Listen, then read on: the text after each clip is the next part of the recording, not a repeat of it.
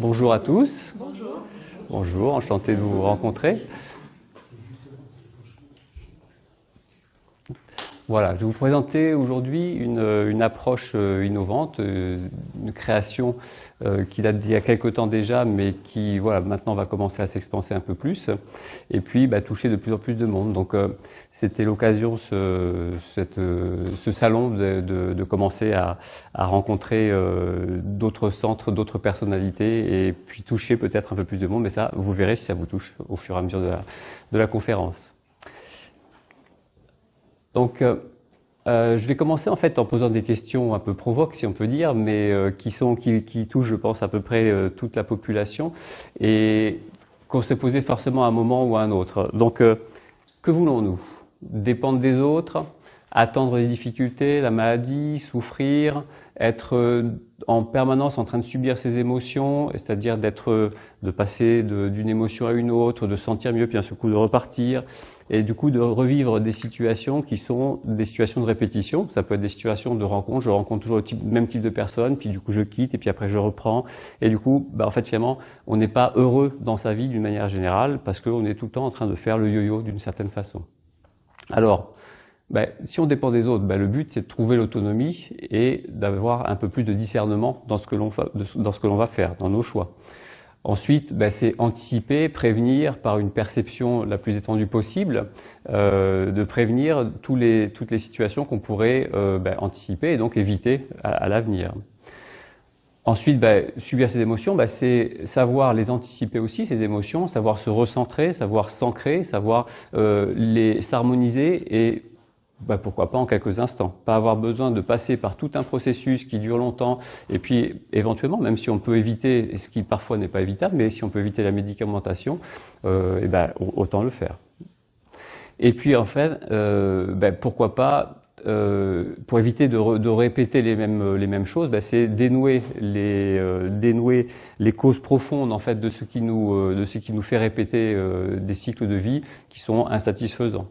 La plupart du temps, finalement, on voit qu'on fait du yo-yo, mais qu'on n'évolue pas. Le but, c'est peut-être de faire des variations. Il y en aura toujours des variations, mais peut-être de faire des variations qui nous permettent d'augmenter notre bien-être, pour rester simple, on va dire. Alors, pour présenter ça, déjà, je vais commencer par vous dire qui suis-je, parce que quand même, c'est important de se présenter. Donc, qui suis-je? Alors, je vais pas rentrer dans la philosophie, dans le qui suis-je, où vais-je, dans quelle étagère, n'est-ce pas? Des choses comme ça, bien sûr, ça va de soi. Par contre, du coup, je vais rentrer dans le plus institutionnel, donc dans ce que j'ai pu faire dans ma vie.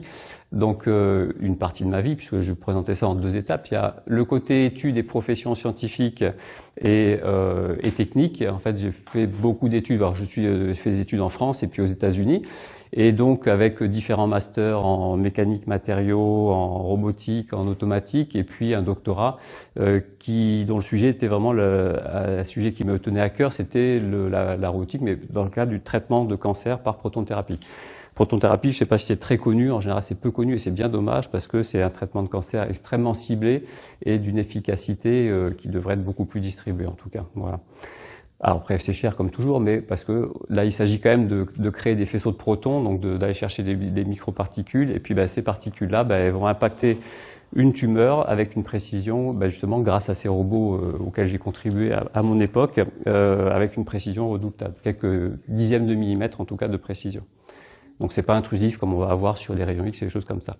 Bon, mais passons là-dessus. Donc après j'ai travaillé après ce doctorat dans l'ingénierie des cyclotrons, donc la création des particules, la création de tout ce qui va être électrons, protons, neutrons et particules plus fines aussi. Et puis ensuite, je me suis dirigé vers l'aéronautique et toujours dans ce qui était la recherche, la conception, le développement et les essais. Je suis passé par différentes étapes aussi de gestion, on va dire, des équipes, avec parfois, en tant qu'expert, j'étais seul avec moi-même, si on peut dire. Et puis après, en tant que directeur d'équipe de conception ou de projet, avec quelques dizaines de personnes, en général des chercheurs ou des concepteurs. Voilà.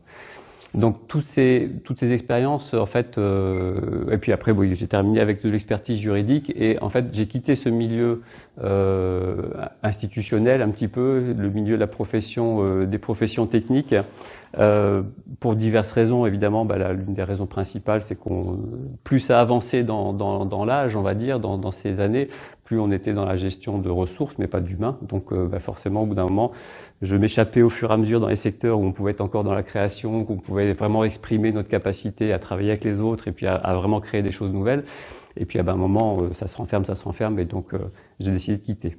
Donc en fait, j'allais dire dans la vraie vie, en parallèle, je me suis dès le départ en fait vraiment intéressé à tout ce qui était le nouveau, tout ce qui était l'inconnu. Donc je suis allé dans l'océan, puisque j'ai fait de la plongée sous-marine. Puis quand j'étais jeune, c'est pour ça que j'ai mis un petit robot d'exploration, parce qu'en fait je voulais travailler avec l'équipe Cousteau. C'était mon grand héros, on va dire. Et puis beaucoup l'espace aussi. Je m'amusais à dessiner des fusées, à concevoir des fusées, etc. Enfin voilà, c'était un petit peu la jeunesse. Et puis j'ai mis la magie parce que pour moi, dès mon plus jeune âge, je pense qu'on pouvait guérir avec la pensée, qu'on pouvait aller chercher des choses qui sont subtiles, qu'on comprend pas encore avec la science, mais qui sont pas pour autant non scientifiques. Et ça m'a déjà approché, sans le savoir à cette époque-là, en tout cas, de la science quantique. Après, j'ai travaillé à ma manière. En fait, j'ai développé mon corps d'une certaine façon, mais au début dans l'externe, donc dans les arts martiaux externes, le kung-fu, le karaté, des choses comme ça. Et puis après, en parallèle, beaucoup plus dans les arts martiaux internes. Parce que, pour moi, ce qui était important, c'est que, à l'extérieur, je le vivais suffisamment dans mon boulot de tous les jours. On se connecte jamais à l'humain, on se connecte jamais à soi-même. Donc, je suis allé chercher cet humain en moi et dès le départ, en fait, donc dès mon plus jeune âge, un petit peu, j'ai exploré, étudié, expérimenté beaucoup de médecine, alors beaucoup de médecine du monde. Donc ça a été la médecine de chez nous, on va dire, la médecine occidentale, et puis les médecines traditionnelles chinoises, ayurvédiques, donc indiennes, et puis les médecines amérindiennes, etc. aussi. Enfin voilà, j'ai vraiment cherché des solutions. Sans vouloir rentrer trop dans le personnel, parce que j'avais des problèmes physiques, des problèmes psychologiques aussi. Je vivais mal ce que je vivais au travail, entre autres choses. Donc, comme beaucoup de gens, j'ai fait mes burn-out, voilà. Puis ces burn-out m'ont permis de me secouer un peu le cerveau pour justement aller chercher d'autres solutions ailleurs.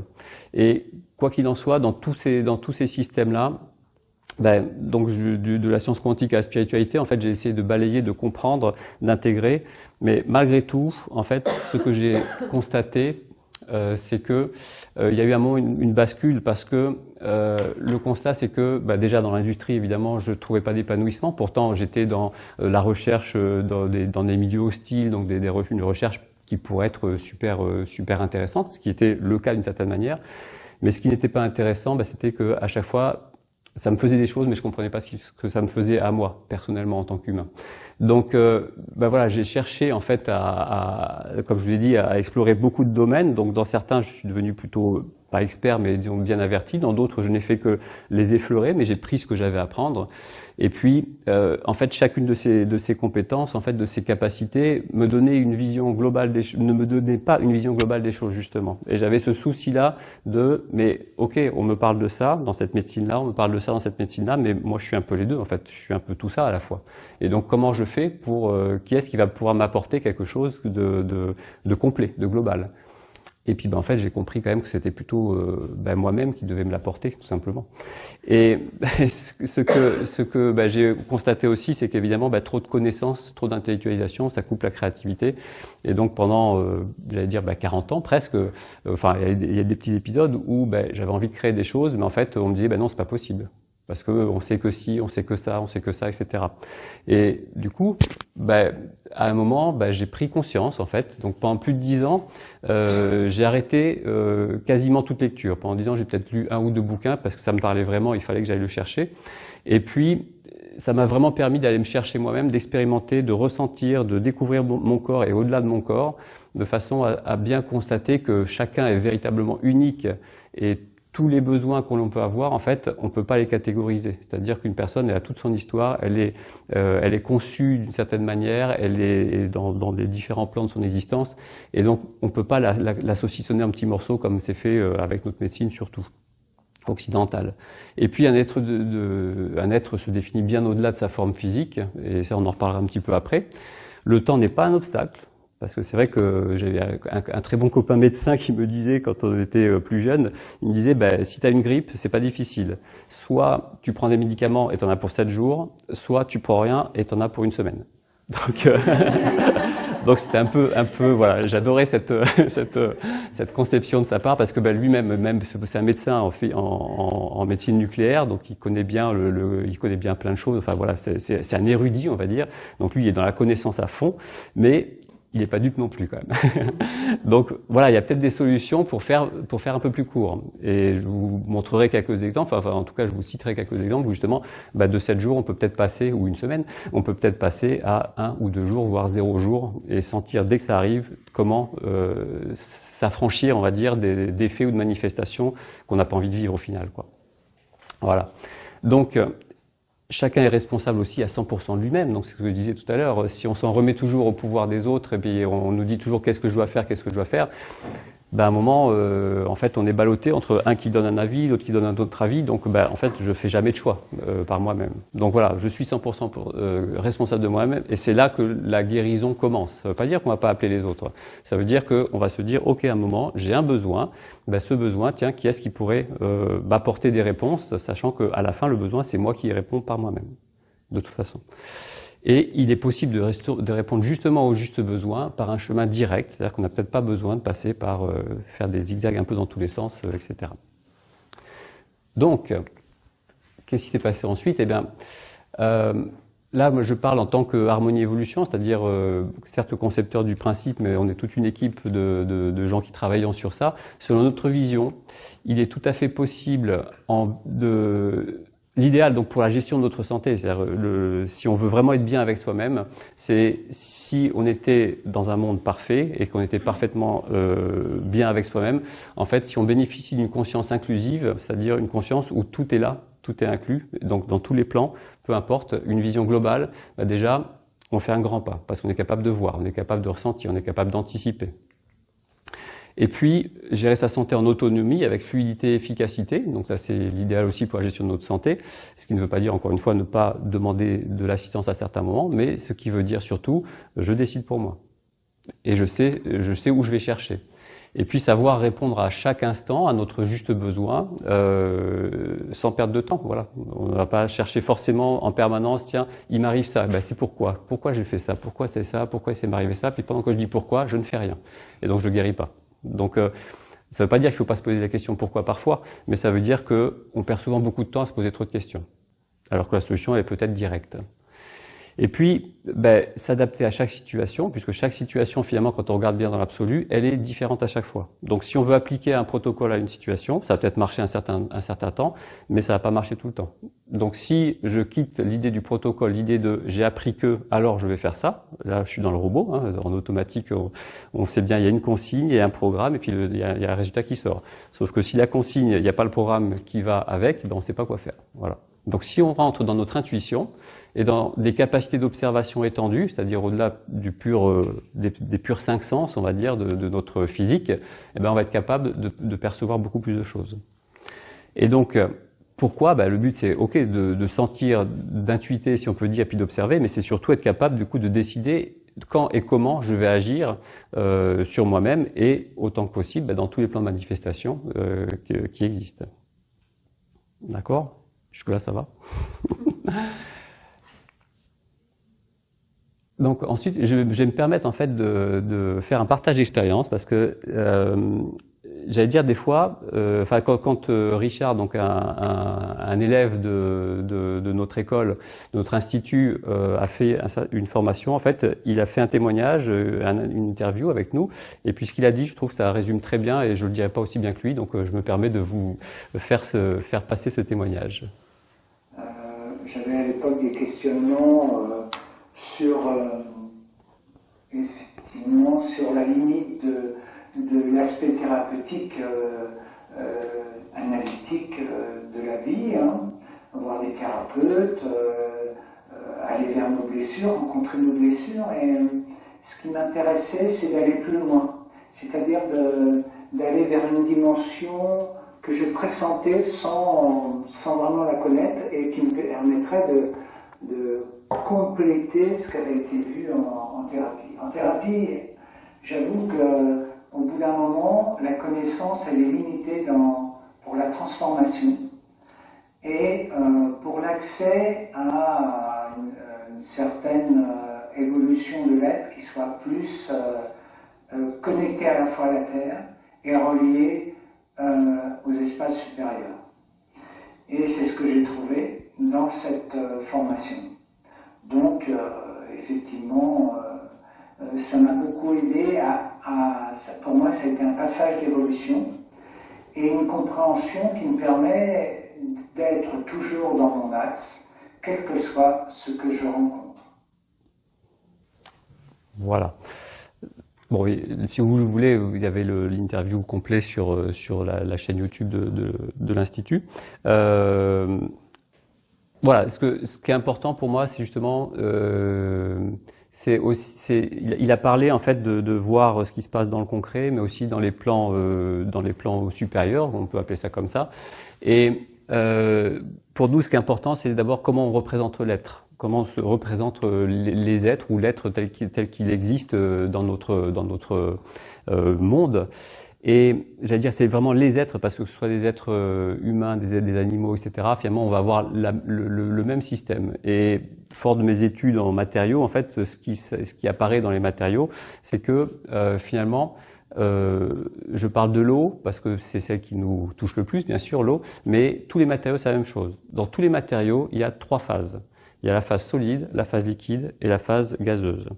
Et en fait, si on représente l'eau et l'être, si on représente ces 3 phases-là, avec pour l'eau, on va dire la température, et puis pour l'être, la fréquence. En fait, la température et la fréquence, finalement, c'est la même chose, parce que quand on regarde bien, la température, plus on monte en température, plus la fréquence vibratoire va augmenter, et donc plus l'excitation des molécules va faire qu'à un moment, on va passer à un changement d'état. Donc, si on regarde le solide pour l'eau, l'équivalent, on va dire, pour l'être, ça va être le physique. Ce que certains appellent le corps physique, moi j'appelle ça la phase physique. Je vais vous dire pourquoi après. Le liquide, ça va être la partie subtile. Certains appellent ça la partie astrale. On peut appeler comme on veut, ça, il n'y a pas de problème. En tout cas, on va prendre ce vocabulaire subtil, simplement. Et puis, pour la partie gazeuse, on va dire c'est la part spirituelle, la part de l'esprit qui compose l'être humain. Et donc souvent, on parle dans pas mal de philosophies de corps, âme, esprit, donc on peut faire l'équivalent un petit peu à ça. Ce qui est important, c'est que dans tous les cas, on peut pas dire il y a un corps physique, il y a un corps subtil, il y a un corps spirituel, parce qu'on est un petit peu schizoïde dans ce cas-là, quoi. On coupe les choses en morceaux. Non, en fait, c'est le même corps, mais qui a des phases différentes. Donc notre être, il est à la fois physique, mais il est à la fois subtil et il est à la fois spirituel. On peut pas séparer les choses. Et justement, un petit peu dans toutes les médecines que j'ai pu rencontrer, il y avait trop de séparation. Certaines, il y a des points d'entrée qui peuvent être dans le corps physique, il y a des points d'entrée qui peuvent être dans le corps subtil, enfin dans la phase subtile, puis il y a des points d'entrée qui peuvent être dans la phase spirituelle. Mais si on sépare les 3, on peut pas être un, on peut pas être dans notre unité. Donc voilà, donc ça vous donne un petit peu une représentation, sur quoi on s'appuie en tout cas. Et dans cette représentation, ce qui est important, et c'est ce qui nous amène vers l'unité, c'est qu'il existe pour tous les matériaux un point triple qu'on appelle, qui est un point où les 3 phases coexistent en même temps. Donc on peut avoir de la vapeur, de l'eau liquide ou de l'eau sous forme de glace exactement au même point. Et ce point, ce qui est intéressant, c'est un point, pour l'eau en tout cas, où il faut qu'il y ait très peu de pression. Donc dites-vous bien que dans notre vie, si on arrivait à baisser la pression comme il faut, on serait capable d'atteindre ces points triples qui est en fait, si on peut dire, l'unité, quelque part. D'accord ? Et donc j'ai mis le diagramme de l'eau à côté. Après, il y a plein d'analogies quand on fait, dans les formations, j'explique un peu toutes les analogies qu'on peut avoir. Et surtout, ce que ça permet, cette vision permet de simplifier un petit peu toutes les visions qu'on peut avoir dans plein de philosophies qui se contredisent souvent. Et finalement, avec cette vision-là, on contredit personne, si on peut dire, mais par contre, on réunit un petit peu toutes ces philosophies. Donc voilà, cette représentation, en fait. Maintenant qu'on sait qu'on peut être un, comment on devient un? Comment on baisse la pression? Comment on arrive à diminuer un burn-out, une dépression? En fait, c'est chouette finalement. On le vit comme une maladie parce qu'on n'est plus capable de travailler pour ceux qui nous embauchent. Mais finalement, en fait, la dépression, on baisse la pression. Donc c'est peut-être le meilleur moment où on peut aller rencontrer autre chose et aller se rassembler. Et vous voyez que sur ici, le point triple, vous voyez que plus on descend la pression, plus on descend vers le point triple, plus, en fait, le rapprochement entre les différentes phases physiques, subtiles et spirituelles sont resserrés. Donc ça veut dire qu'on n'a pas besoin de faire des balayages en fréquence super larges pour pouvoir se toucher. Mais je ne vais pas trop rentrer dans le détail, je vais vous perdre après. Donc voilà. Donc, comment on fait maintenant pour baisser la pression, justement? Eh ben, le concept harmonie-évolution, justement, il s'appuie sur le concept de l'arbre de unité. Donc voilà, l'arbre de unité, ce qui est, bon, vu comme ça, ben, ok, c'est quoi? C'est quoi ce truc-là? C'est beau, si tant mieux, si c'est joli. Et le concept de l'arbre de unité, en fait, ben, il représente l'être dans son développement. C'est-à-dire que vous voyez, ben, en fait, chacun de ces mots-là correspond à des phases de développement. Et si on regarde bien, l'une des phases que beaucoup de pratiques développent, que beaucoup de gens travaillent pour eux-mêmes, ben, c'est l'harmonisation. Et l'harmonisation, c'est bien, mais c'est pas suffisant. Parce qu'on s'harmonise, puis après, il y a quelque chose qui nous désharmonise. Et puis on se réharmonise, etc., etc. Et puis c'est là qu'on fait des cycles de répétition. Parce qu'en fait, on rentre pas dans le cycle suivant, qui est le cycle de l'évolution. Et le cycle de l'évolution, ben, c'est le cycle, en fait, de la prise de conscience. C'est là que vous commencez à prendre conscience des choses pour pouvoir ben, avoir un regard le plus neutre possible sur votre vie, et puis sortir de ces cycles de répétition. Le sommet, j'allais dire, de l'évolution, bah, c'est la sagesse, c'est la conscience. Et dans cette conscience-là, elle nous permet d'accéder à la phase qui est la phase d'expansion. Et je dis bien expansion, pas élévation, parce que si on est dans l'élévation, on se décale en fréquence. Et si vous décalez en fréquence, ben, vous voyez, vous rappelez du schéma tout à l'heure, ça veut dire que je quitte le corps pour aller dans l'âme ou l'esprit, ou etc. Mais ça veut dire que je quitte mon corps. Ça veut dire que je ne serai pas un si je m'élève. Si je veux être un, je m'expanse. C'est-à-dire que j'augmente mon champ de fréquence, mais je ne le décale pas. Et bien sûr, le but, bah, c'est pour justement atteindre l'unité, sachant que l'unité, elle se fait aussi par, comme vous voyez à la base, une certaine volonté et une certaine notion aussi de sécurité qui est exprimée par protection. Le tout étant en interaction avec les règnes et éléments, parce qu'on vit quand même dans un environnement qui est composé de différents règnes, de différents éléments, puis qu'on peut retrouver ici, en fait, dans toutes les cultures, ben, on a des visions des éléments qui sont différentes. Ben là, on retrouve tous les éléments, quelle que soit la culture. Donc c'est pour ça que j'appelle ça l'arbre de l'unité, parce que ben, toutes les cultures s'y retrouvent, toutes les philosophies s'y retrouvent. Il n'y a pas de connotation particulière, si ce n'est ben, notre volonté de grandir et de sortir et de baisser la pression. Du coup, voilà. Et bien voilà, si on veut aller vers l'unité, si on veut aller vers une santé durable et globale, ben, on passe par ce processus. Et quoi qu'on en dise, on pourrait toujours discuter à droite et à gauche, il n'y a pas de problème, mais s'il n'y a pas ce processus, il n'y a pas d'évolution. Il n'y a pas de développement, il n'y a pas de sortir des cycles de répétition.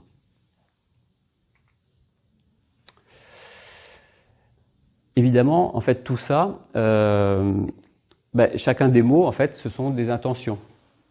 Ce sont des intentions dont la volonté de chacune des intentions est de trouver un équilibre neutre. Alors, je rajoute bien le mot neutre, parce qu'un équilibre, c'est facile. Entre deux extrêmes, il y a un équilibre. Mais entre deux extrêmes, c'est comme un élastique. Il y a beaucoup d'énergie qui se perd. Donc, si on veut un équilibre, eh bien, il faut petit à petit réduire les extrêmes et puis trouver une certaine neutralité. Donc, par exemple, si vous voyez, je prends l'exemple de vitalisation, par exemple, qui est marqué sur l'arbre de l'unité. Ben, si vous prenez vitalisation, si vous contactez l'intention de vous vitaliser, ben, ça ne veut pas dire être en survitalité si vous êtes déjà un peu à fond. Si vous êtes déjà un peu à fond, ben, ça va diminuer cette vitalité et ça va l'équilibrer, ça va neutraliser. Neutraliser veut pas dire je vous neutralise. Hein. Neutraliser, ça veut dire ok, je suis bien, tout simplement, d'accord. Et à chaque intention, en fait, répond un esprit ajusteur. Alors, c'est difficile de trouver les bons mots parce que bah, c'est très subtil, c'est très dans la sensation. Et certains qui pratiquent que je vois ici savent de quoi je parle.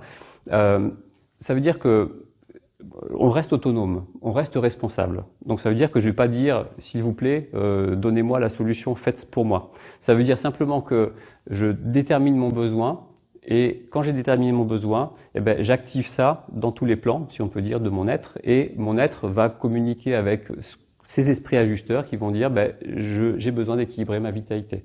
Donc j'équilibre ma vitalité. Et comme ça travaille dans tous les plans, ben, ça va être très rapidement actif. Il y aura très peu de temps d'ajustement. Et donc pour rendre accessible tout ça, parce que finalement ces intentions-là, elles sont pas forcément. Il faudrait déjà être quelqu'un de déjà très en présence, très dans l'unité, pour pouvoir y accéder juste par la pensée. Parce que quand on passe par le mental c'est bien, mais il est limité en fréquence, si on peut dire, parce que le mental il est associé au physique, il est associé au corps physique, donc il n'est pas associé aux autres fréquences. Le mental il est associé au cerveau, il est associé à la chimie du corps, il est associé à tout ça. Donc on a créé des outils, justement, qui pourraient être autosuffisants, qui sont autosuffisants, si on peut dire, avec eux-mêmes. Donc, les outils, je vais vous les présenter après un petit peu. Ce sont, justement, je vais les présenter maintenant d'ailleurs, donc des huiles qui sont, qui vont avoir en fait un effet à la fois, ils vont passer par l'olfactif, ils vont passer par le toucher, ils vont passer par différents points d'entrée, et puis bien sûr par le subtil et puis par au-delà. Et voilà, on sait que d'un point de vue dans les neurosciences, on sait que l'olfactif en fait peut avoir des actions extrêmement puissantes, et chacune de ces huiles justement va avoir cette action puissante sur le corps. Donc on fera un petit test tout à l'heure pour que vous ressentiez quelque chose, sinon c'est pas drôle. Donc ensuite, il y a des cartes qui ont les mêmes capacités, sauf olfactives. Normalement, elles sentent pas mauvais, ça devrait aller. Elles sentent bon, mais elles n'ont pas vraiment d'odeur. Donc voilà. Donc ces intentions, en fait, elles peuvent être portées par différents supports. Il y a des gens qui sont plus sensibles à l'olfactif, au toucher, au contact, et puis d'autres qui sont plus sensibles au visuel. Du coup, on a créé ces deux supports en fait pour aider à chacun à visualiser et à sentir et à activer en fait ces intentions et en soi. Et puis derrière ça, en fait, on a travaillé sur des chartes, des méthodes, des supports de travail qui ne sont pas justement des supports de travail pour donner. J'ai dit méthode, mais c'est un petit peu ambigu. C'est pas une méthode de travail avec un processus justement, mais c'est donner des références qui nous permettent de travailler dans différents plans de notre être. Donc, je vais pas balayer tout ça parce que de toute façon, on en aurait pour des jours, on va dire. Donc c'est juste pour vous montrer qu'il existe tout ça. Alors. En fait, avec ces outils, moi, quand j'ai créé ça, je me suis dit, mais en fait, c'est bon. Maintenant, il n'y a plus qu'à chacun peut s'approprier, prendre les outils et puis se débrouiller tout seul, parce que après tout, tout est déjà dedans, en fait. Mais ce qui se passe, c'est que l'accès à l'autonomie, on l'a pas vraiment en direct. Parce que on est souvent plein de blocages, on a tous un vécu qui nous est propre, et puis ces blocages, c'est les blessures qu'on a, les névroses que l'on a. Je ne sais pas si vous connaissez les névroses de la personnalité, donc développées mis en valeur par Jung et par Reich, je ne sais pas si vous connaissez. Et puis, on a globalement perdu le contact avec notre explorateur et avec notre capacité à créer en fait. Et le but justement, ça va être de travailler là-dessus et pour retrouver une posture d'autonomie et de responsabilité et qui s'appuie sur l'intuition et non les protocoles. Donc c'est comment on va remettre tout ça en place. Du coup, à ce moment-là, moi je me suis dit, comme je disais, les outils, chacun se débrouille. Maintenant c'est bon, il y a tout ce qu'il faut. Mais en fait non, le plus gros problème justement, c'est qu'il n'y avait pas de protocole. Et à chaque fois, c'est comment on fait ? Utilise ton intuition. Je fais comment?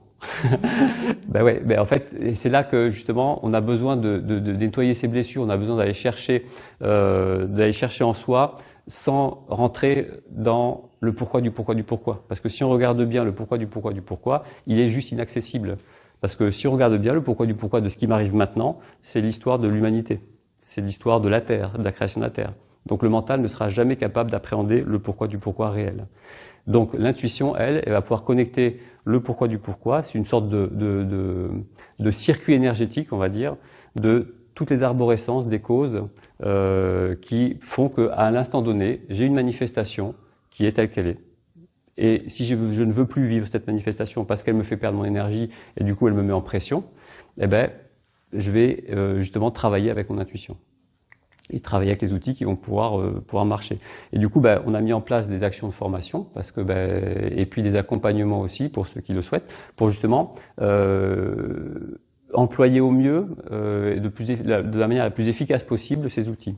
Alors certains partent avec les outils et c'est ok, parce que ils ont peut-être déjà lâché en fait suffisamment de blessures pour pouvoir reprendre leur autonomie puis pour avancer. Pour d'autres c'est moins ok, puis pour ceux même pour qui c'est ok, plus tard souvent ils viennent pour justement approfondir encore plus et aller chercher encore plus d'ouverture et surtout tout ça c'est la perception en fait qui est importante. Et c'est qu'est-ce que je peux percevoir autour de moi?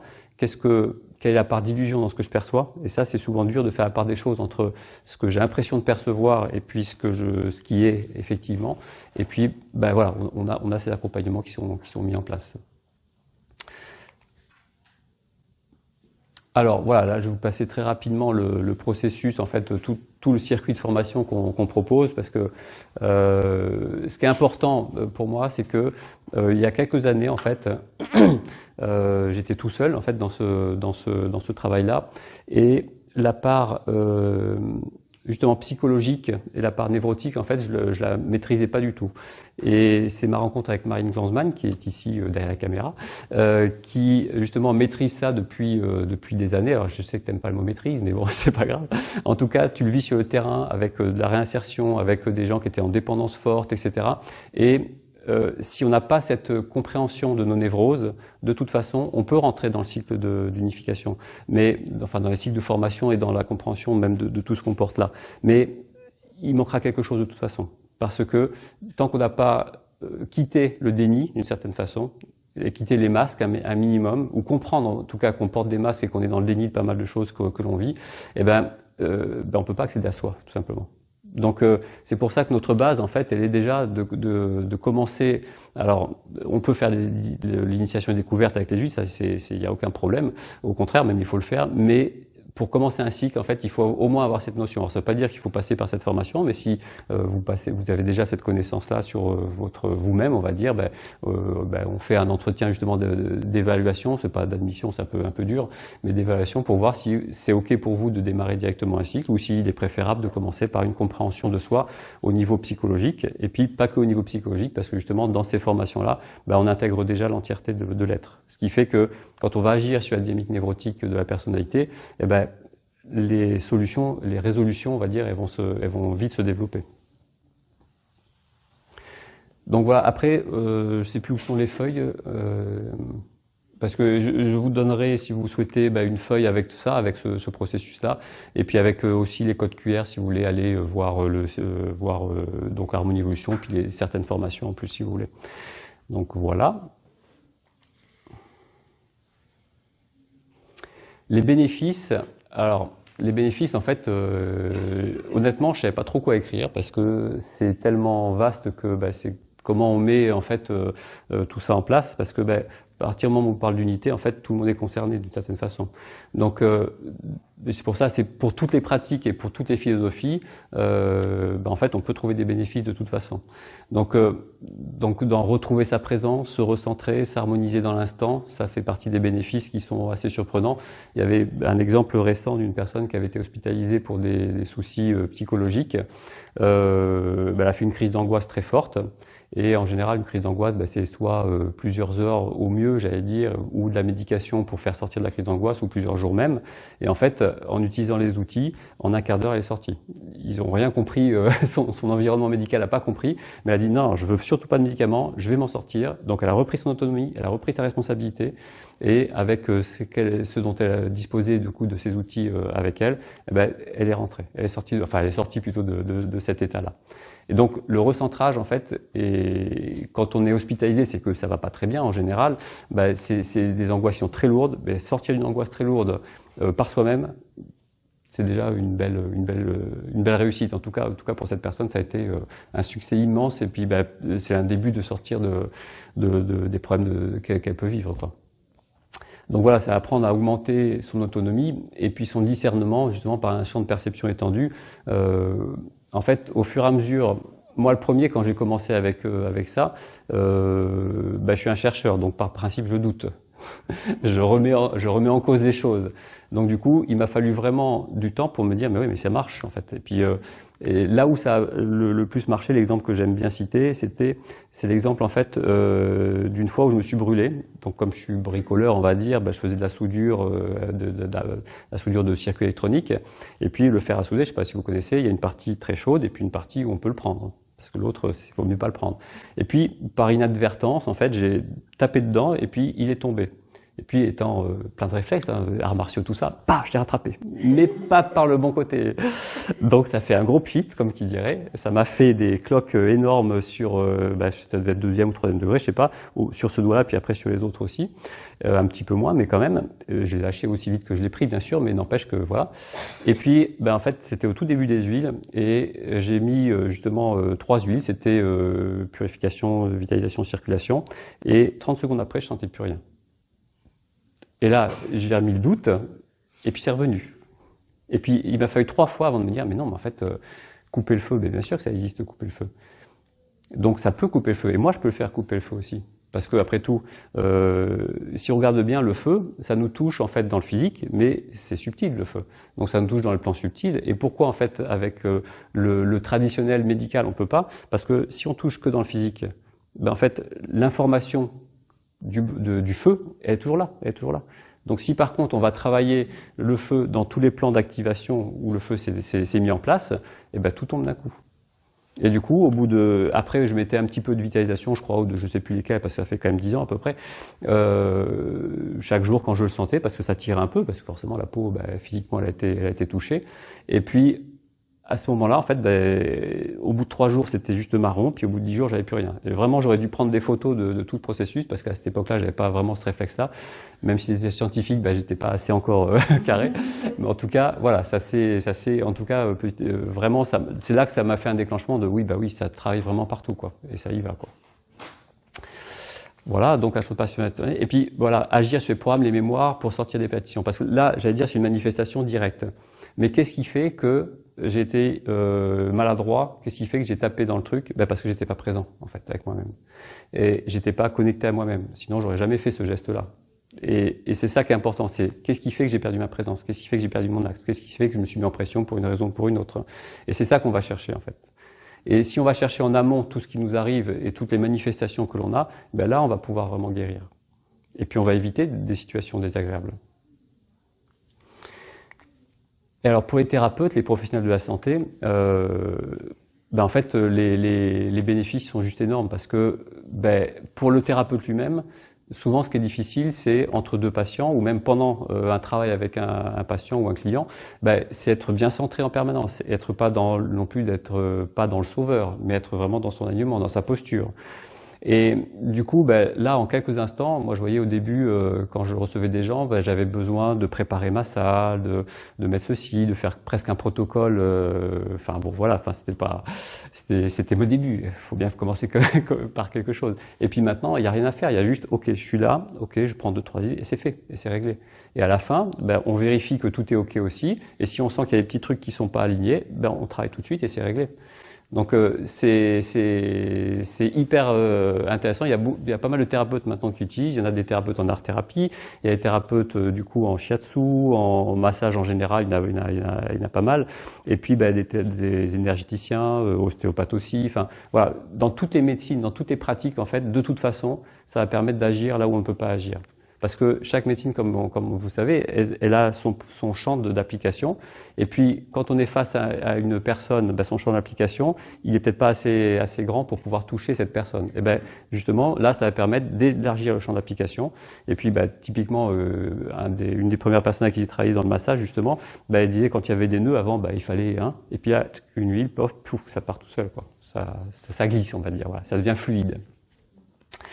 Voilà. Et ce qui est important pour moi justement aussi et pour nous en fait, c'est que il est très important de trouver que chaque thérapeute retrouve une posture avec un double rôle d'accompagnement, mais surtout d'autonomisation, de transmission en fait, et vers l'autonomisation, parce que on ne peut pas créer de dépendance à un moment.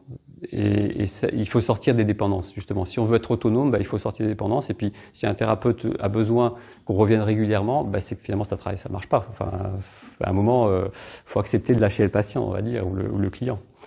Et donc, essayer de lui donner quand même des outils pour se débrouiller lui-même et pour pouvoir faire par lui-même. Donc voilà.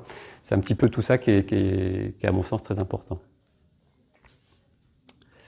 Et puis, surtout, c'est ça, diminution du temps de souffrance, et puis des coûts de la santé aussi, parce que la souffrance est un coût pour soi-même, parce que c'est un coût en énergie. Plus on souffre, plus on perd notre énergie, plus on a d'émotions, plus on perd notre énergie, et puis plus on se met en pression dès qu'on perd de l'énergie finalement.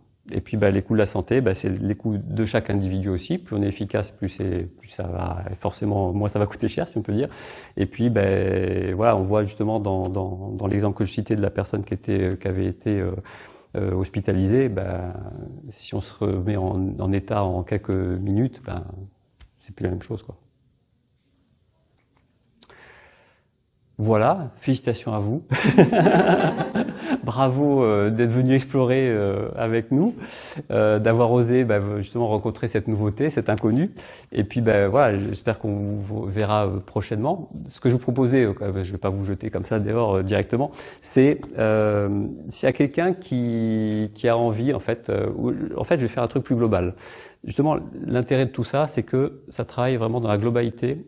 Et ça se pose pas la question de est-ce que dans mon ego j'ai besoin moi ou un autre. Si ça doit travailler sur quelqu'un, moi ça va travailler sur moi peut-être parce que j'ai pris une huile qui s'appelle animal, le règne animal. Peut-être ça va travailler sur plein de monde en même temps. Et donc ça s'arrête pas là où notre ego s'arrête. D'accord ? Donc ce que je vais faire, c'est que je vais utiliser cette goutte-là. Et puis là, je vous invite à vous connecter à vos ressentis, à vous connecter. Si vous avez l'habitude de ressentir les choses, tant mieux pour vous, parce que je pense que vous allez ressentir des choses. Si vous n'avez pas trop l'habitude, essayez d'écouter, parce qu'en fait, tout le monde est capable de ressentir. C'est juste des fois nos petits verrous qui font ça. Donc voilà, animal. Et puis vous écoutez. Vous écoutez ce qui se passe en vous. Pour certains, certaines, ça travaille ça y va dans les pieds, on va dire. Pour d'autres, ça glisse un petit peu. Au niveau de la tête, ça redescend un peu. Ça retravaille un petit peu au niveau de la poitrine aussi. Je ne sais pas si vous ressentez dans vos pieds, ça y va bien. Ouais. Voilà. Et donc, le champ de perception, en fait, aussi, c'est quand vous travaillez en tant que thérapeute, vous percevez en vous, mais plus votre champ de perception augmente, plus vous percevez chez l'autre aussi. Et donc, c'est très important, justement, dans cette notion d'accompagnement et puis d'amener vers l'autonomisation, c'est que chacun doit être capable au fur et à mesure de ressentir ce qui se passe en lui. Et quand on est capable, en tant que thérapeute, de faire un feedback, on va donner confiance à l'autre de tiens, vous ressentez peut-être ça. Ah ouais, je ressens ça. Ah oui, je pensais que je ressentais pas. Si, vous ressentez. Etc., etc. Enfin voilà. Donc ça vous donne un petit exemple. Voilà, pour d'autres, ça travaille pas mal dans les cervicales aussi. On en prend une petite autre, vous avez envie? On reste dans le même domaine, dans terre. Donc c'est l'ancrage. Donc ça va encore plus ancrer pour ceux qui ont besoin, peut-être.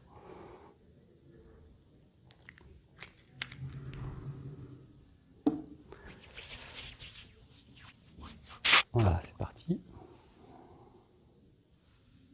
Voilà, pour certains, c'est même jusqu'au bassin. On va dire, c'est plus le bassin, et puis après, ça redescend vraiment. Vous êtes bien sur votre chaise en fait.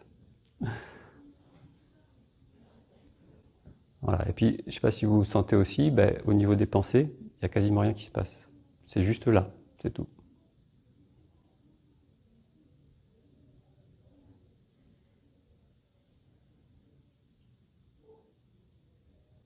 Donc voilà. Merci encore d'être venu expérimenter tout ça. Voilà.